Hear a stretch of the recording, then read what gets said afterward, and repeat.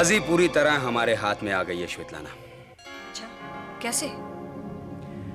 रंजना देवी के दिल का जो डर था वो धीरे धीरे करण की रगों में खौफ बनकर उतर रहा है।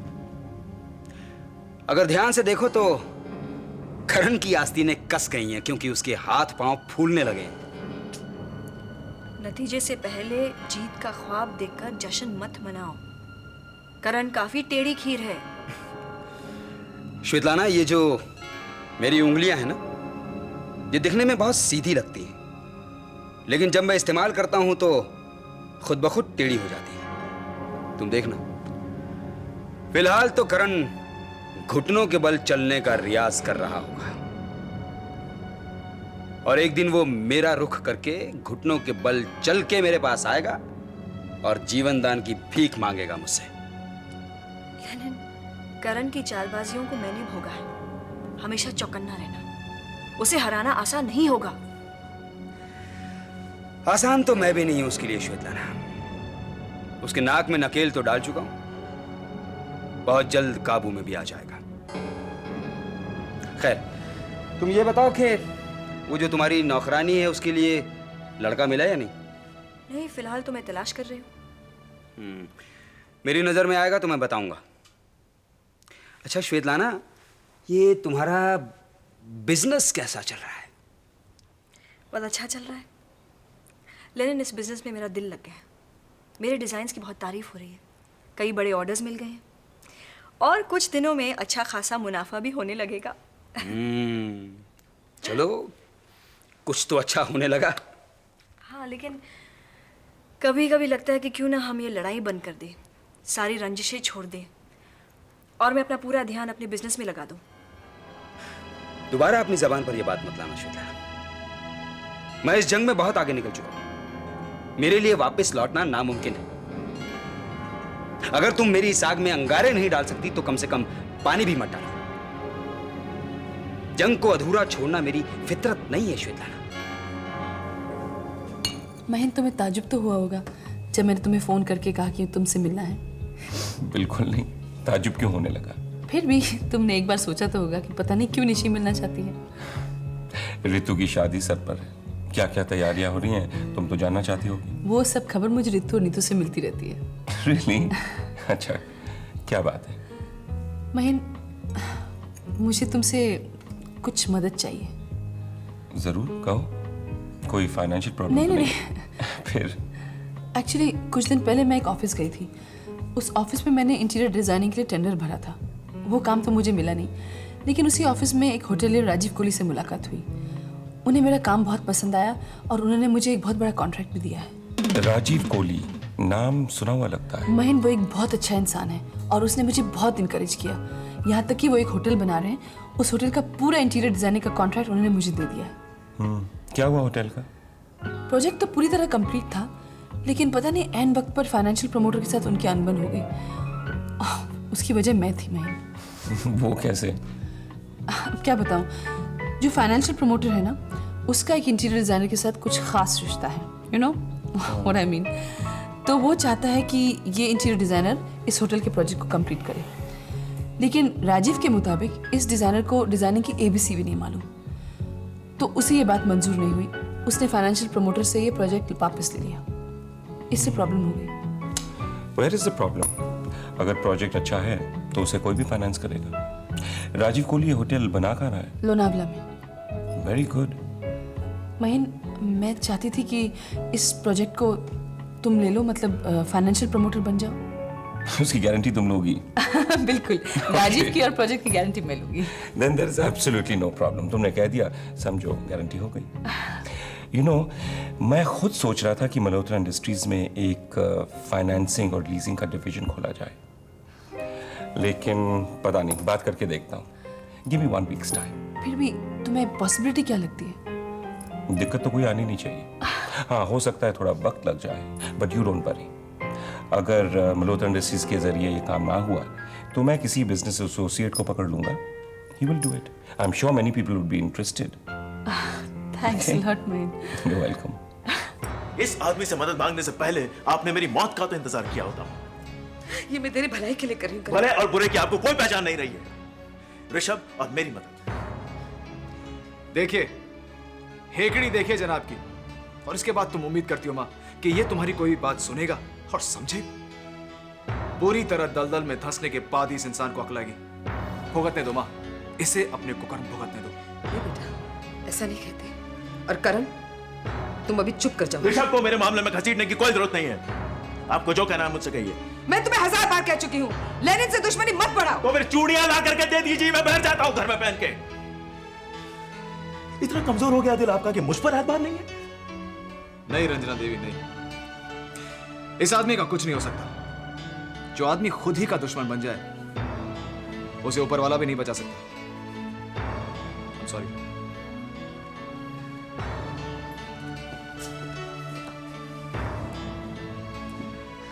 जरा सी मदद क्या मांग लिया आपने इस आदमी से, अपने आप को भगवान बोल के चला गया। ये अकल काम करती। इससे आपने मेरे लिए मदद मांगकर मेरी बहुत बड़ी बेइज्जती की है। अरे वो कौन सा बाहर का है? इससे खानदान का है, इससे घर का है। आपके घर का होगा, मेरे घर का नहीं है। बकवास बंद करो करण। मेरी बकवास समझने की आप कोशिश करेंगी माँ? सेलर एस्टेट से हमने स्वेतलाना को खदेड़ा, उसे सहारा किसने दिया? ऋषभ ने? ये आपके अपने घर के आदमी ने? केशव मल्होत्रा के बेटे ने? उसने आपके साथ क्या सलूक किया आपको याद नहीं है? लेनिन कौन है? स्वेतलाना का भाई। और ऋषभ मल्होत्रा ने फिर स्वेतलाना को जाके पनाह दी। यानी स्वेतलाना ने ऋषभ को एक बार फिर से अपने घर का बना लिया। आप और स्वेतलाना एक छत के नीचे रह सकते हैं? कल को मुझे रत्ती भर हैरानी नहीं होगी अगर मुझे यह मालूम हुआ कि टेप की सारी साजिश लेनिन और स्वेतलाना के साथ मिलकर ऋषभ ने रची। बकवास बंद करो, मैं उसकी मां हूं। साजिश? ऋषभ का ये किरदार है ही नहीं। सुनीता, तू जरा मुझसे सीधे सीधे बात कर। ये उल्टी सीधी बात मेरे समझ में नहीं आती। सीधे तो कह रही हूँ कि ये हमारी आखिरी मुलाकात है। क्यों? देख शंकर, मुझे जो कहना था वो मैंने कह दिया। वाह, तूने कह दिया और मैंने सुन लिया। अजीब औरत है, कन्नी काट रही है मुझसे और फिर तू। शंकर, न जाने मुझे तुमसे क्यों डर लगता है। अपनी शादी के ख्वाब तो देखती हूँ, लेकिन तुमसे चुप कर। सुनीता, दूध की मक्खी की तरह मुझे निकाल के फेंकने की कोशिश मत करो, वरना मैं वाकई तुम्हारी शादी के लिए खतरा बन जाऊंगा। मैं हूं कि शराफत दिखा रहा हूं। देख, तूने मुझसे कहा कि तू मेरे साथ बाहर नहीं आएगी, उसके बाद मैंने तुझे कभी जिद किया? आज तूने फोन करके मुझे बुलाया ये सब बोलने के लिए? शंकर, मैं तो सिर्फ इतना कहना चाहती हूँ कि जो कुछ भी हमारे साथ हुआ वो तो भूल जाए। बेकार बात मत कर सुनीता। मेरा दिल और मेरा दिमाग ये कोई तेरा ये किचन का बर्तन नहीं है कि थोड़ा सा पाउडर साबुन लिया और उसको धो दिया।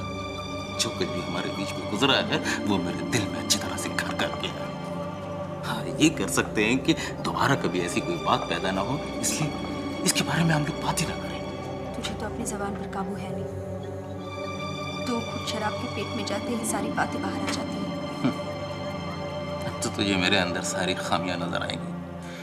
खूटा से छुड़ा के भाग रही है ना, तो कम से कम मेरा छीछा लेदर तो मत कर, वरना मैं बगैर नशे में आके सब बक दूंगा वहां पे। समझने की कोशिश कर शंकर, मैं तो सिर्फ तुम्हें आगाह कर रही हूँ। नाराज क्यों होते हो? तुम्हारी एक बात मेरी जिंदगी खराब कर सकती है। याद कर शंकर, कितनी बार शराब के नशे में बड़बड़ करके तूने अपने आप को लफड़े में डाल दिया। तुमने तो अपने आप को बचा लिया, पर शायद मैं अपने आप को बचा नहीं पाऊंगी। सुनीता, जब तू इस सुर में बात करती है तो कितना अच्छा लगता है। देख, मैं जिंदगी भर तेरी इल्तिजा मान सकता हूँ, लेकिन तेरा हुक्म नहीं मान सकता। जा सुनीता, मैंने तेरी सारी खुशियां तुझे दान में दी। खुश रह। देख बेटी, ये है तेरा नेकलेस जो तू शादी वाले दिन पहनेगी। कैसा लगा? मॉम, आप इतने प्यार से दे रही है तो अच्छा तो लगेगा ही। सुनील, तुमने देखा माँ ने जो मुझे नेकलेस दिया? मुझे देखना भी नहीं है। क्यों? भाई, आपका पति भले ही पहले ही शादी कर रहा हो, पर पतियों की पीड़ा बखूबी जानता है। जहां पति अपने पत्नी के सोने चांदी वाली भाषा में फंसा, वही समझो कि वो गया। आज अगर मैंने ये नेकलेस देख लिया तो शादी के ठीक 3 दिन बाद कहोगी, सुनील, तुम्हारी माँ ने कितना अच्छा नेकलेस दिया है, तुम भी वैसा ही कुछ बनवा कर दो ना। पता चला कि आपका ये वकील पति कचहरी कम और ज्वेलरी शॉप के ज्यादा ही चक्कर लगा रहा है। सुनील, मैं तुमसे जिंदगी भर कुछ नहीं मांगूंगी। सच? यही बात तुम गीता पर हाथ रखकर कह सकती हो? बेटी, गीता पर हाथ रख के कसम खा ले कि तू हर 4-6 महीने में इसे ज्वेलरी शॉप का चक्कर जरूर लगवाएगी। नहीं, मैं तुम्हारी कसम खाकर कहती हूँ कि हर महीने तुम्हें कम से कम 2 बार ज्वेलरी शॉप जरूर भेजूंगी। शाबाश बेटी, ये हुई ना बात। माँ, तुमने ये क्या किया माँ? मैं इसे बातों में उलझाकर गीता पर हाथ रखकर कसम खिलवा ही लेता कि ज्वेलरी शॉप का इलाका हमारे दाम्पत्य जीवन के नक्शे में आता ही नहीं है। और आप कर क्या रही हैं? मैं आपको सास की पदवी दिला रहा हूँ, आप सास की तरह बिहेव ही नहीं कर रही हैं। अरे सास धर्म का पालन तो कीजिए, जरा भौवें चढ़ाइए, बेलन उठाइए। अगर मुझे वैसी सास बनाना था तो बहू भी वैसी ले आता। रितु बेटी तो मुझे इतनी अच्छी लगी है कि मेरा दिल तो इसकी माँ बनने को कर रहा है। बस बस बस सुनील बाबू, आप खाक शासन करेंगे अपनी बीवी पे जब अपने ही खेमे में द्रोह मच गया। पापा, आप किसकी पार्टी में, बेटे की या बहू की? आप कोalition गवर्नमेंट बनाएंगे आप? देख लीजिए, आपका बेटा अकेला पड़ गया है, उसकी फौज जाकर दूसरे फौज में भर्ती हो गई है, वहां मर्ज हो गई है। देखिए, खबर छपी होगी अखबार में। बेटे, अखबार में छपी एक खबर पढ़ने के बाद मैं तो बहू की पार्टी में ही शामिल हो गया हूँ। कैसी खबर है? अमीर लड़कियों के लीला की खबर। बेटे, जाने कहाँ से तूने रितु नाम का हीरा ढूंढ निकाला है? हाँ, कितना अच्छा खानदान, पवित्र संस्कार। वरना देखो, अमीर लड़कियों के कारनामे। अखबार में खबर छपी है कि एक नाबालिग अमीर लड़की एक शादीशुदा मर्द के साथ मुंबई से नासिक भाग जाती है, वहीं उसके साथ रहने लगती है, और जब उसको पेट में बच्चा होता है और वो मर्द अपना पल्ला छुड़ाने की कोशिश करता है तो उसे और अपने पेट के बच्चे दोनों को मारकर भाग जाती है। कम उम्र में ऐसे कारनामे कर लेंगी तो बाकी जिंदगी में क्या करेंगी? बिल्कुल। और एक हमारी ऋतु बेटी है, अगर इसे मैंने नहीं देखा होता तो शहर की लड़कियों से नफरत होती। सुनील की यहाँ कभी शादी नहीं होने देगी।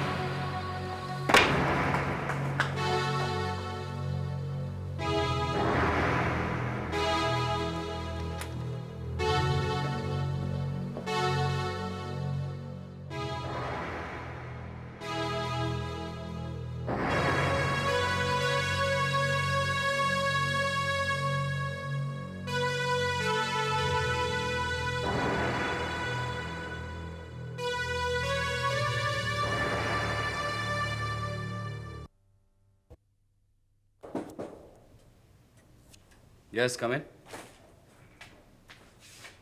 अरे आइए आइए वकील साहब, आइए। Good evening mister Shah. मैं यहाँ से गुजरा था तो मैंने सोचा आपसे यूं ही मिलता चलूं। जब आप यूं ही सोचते हैं तो ज्यादा अच्छा सोचते हैं। वैसे मैं आपको फोन करने ही वाला था। बताइए, कोई खास काम? आप जानते हैं कि मैं यूं ही वाले फोन नहीं करता हूं। किसी खास काम से मैं आपको फोन करने वाला था। बताइए। वकील साहब, आपको नहीं लगता कि सिल्वर एस्टेट के केस के मुतालिक हम थोड़ा लापरवाह हुए? कोर्ट ने अभी अधूरा फैसला सुनाया है, तो पूरे फैसले में हमारा योगदान तो होना चाहिए। देखिए मिस्टर शाह, मैं पूरी तरीके से इस केस को फॉलो अप कर रहा हूँ। देखिए वकील साहब, हमें फॉलो अप ही नहीं करना है बल्कि इस केस को जीतना है, क्योंकि ये जीत हमारे लिए बहुत बड़े मायने रखती है। मैं समझा नहीं। मैं समझाता हूं। देखिए, इस केस को जीतने का एक तरीका है, एयर होस्टेस के कातिल का पता करके उसके मकसद को कोर्ट में साबित करना। मिस्टर करण ने ये कत्ल करवाया है, ये बात आप भी जानते हैं और मैं भी जानता हूं। लेकिन वकील साहब, हमारा यकीन किसी ठोस सबूत के आधार पर नहीं है।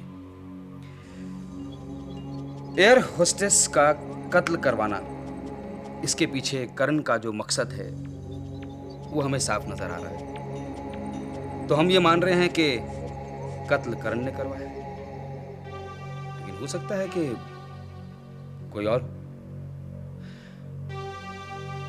अगर ये बात कोर्ट में साबित हो जाती है कि करण ने ही कत्ल करवाया है, तो कोर्ट सिल्वर एस्टेट श्वेतलाना के नाम करते हैं। ठीक है, मैं ये कोशिश भी करके देखता हूँ। वकील साहब, मैं ये बैठा हुआ अपनी डायरी देख रहा था। इसमें दर्ज तमाम नाम देख रहा था। शायद इसमें से कोई ऐसा नाम मिल जाए जो इस मामले में हमारी मदद कर सके। कभी कभी क्या होता है वकील साहब कि एक मामूली सा दिखने वाला सिरा जब उसको खींचा जाता है तो एक लंबा सिलसिला निकल पड़ता है। क्या सोचने लगे आप? मिस्टर शाह, मैं पहले सोच रहा था कि ये इंफॉर्मेशन खुद नाप तोल लूं फिर आपको बताऊं, लेकिन अब सोचता हूं बता दूं। बात है अलग, लेकिन शायद आपके किसी काम आ सके। बोलिए। मैं कॉफी हाउस में बैठा हुआ था कि इत्तेफाक से मिस्टर मेहन और उनकी तलाकशुदा बीवी निशी, उनकी बातें मेरे कानों तक पहुंची। कोई मिस्टर राजीव कोहली हैं जो एक अव्वल दर्जे के आर्किटेक्ट हैं। निशी जी उनके साथ किसी होटल प्रोजेक्ट में काम कर रही थी जो फाइनेंशियल प्रॉब्लम की वजह से बंद हो गया। निशी जी मिस्टर मेहन से किसी फाइनेंशियल प्रमोटर की मदद मांगने के लिए कह रही थी। वैसे ये इंफॉर्मेशन बिल्कुल अलग है, लेकिन मल्होत्रा फैमिली से ताल्लुक रखती है, तो मैंने आपको यूं ही बता दी। देखिए वकील साहब, मैंने आपको पहले भी कहा था कि जब आप यूं ही कुछ करते हैं तो ज़्यादा अच्छा करते हैं। वैसे ये इन्फॉर्मेशन काम की नहीं है, पर इससे काम निकालना मेरा काम है। समझा नहीं? समझ जाएंगे। फिलहाल आप इस कोहली के बारे में पूरी जानकारी लाइए और मुझे बताइए। और आज के बाद वकील साहब, ऐसी कोई भी इंफॉर्मेशन जिसका ताल्लुक मल्होत्रा फैमिली से हो आप मुझे बताएंगे, चाहे वो कितनी ही गैर ज़रूरी क्यों ना हो। ठीक है। यानी आप आज के बाद कॉफ़ी पीना ज़्यादा शुरू करेंगे और कॉफ़ी भी आप उसी कॉफ़ी शॉप में पिएंगे। आज तक मैंने अपने आप को उस घर में इतना बेइज्जत महसूस नहीं किया। उस घर में क्या, जिंदगी में आज तक मैं इतना बेइज्जत नहीं हुआ।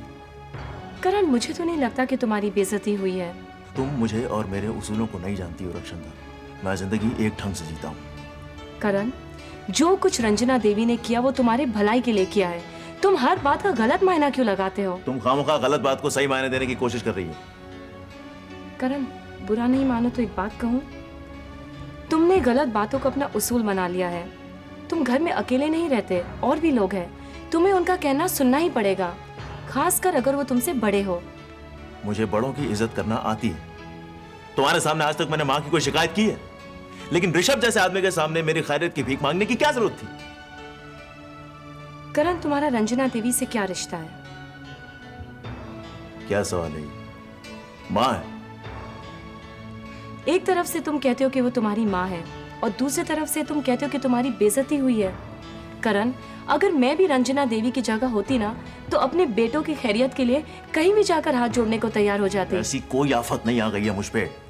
ऋषभ के सामने भीख मांगने की कोई जरूरत नहीं थी। करण, रंजना देवी ने सिर्फ एक बेटे से दूसरे बेटे के लिए मदद मांगी।